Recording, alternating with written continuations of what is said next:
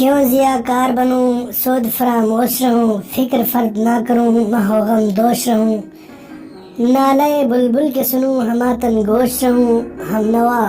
میں بھی کوئی گل ہوں کہ خاموش رہوں، جرأت آموز تیری تاب سخن ہے مجھ کو، شکو اللہ سے خاکن بدہن ہے مجھ کو،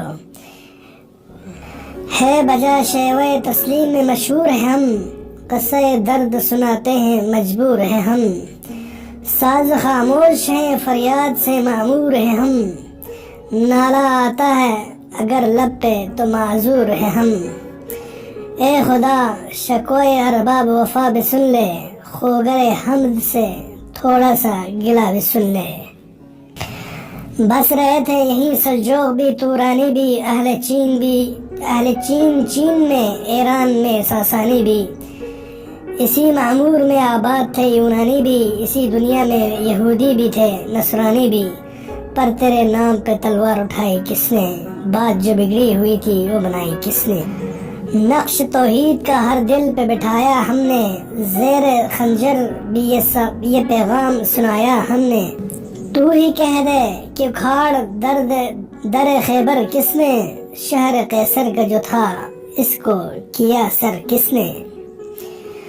توڑے مخلوق خداؤں کے پیکر کس نے، کاٹ کے رکھ دیے کفار کے لشکر کس نے ٹھنڈا کیا آتش کدہ ایران کو، کس نے پھر زندہ کیا تذکرہ یزداں کو، کون سی قوم فقط تیری طلبگار ہوئی اور تیرے لیے زحمت کش پیکار ہوئی، کس کی شمشیر جہانداد ہوئی، کس کی تکبیر سے دنیا تیری بیدار ہوئی،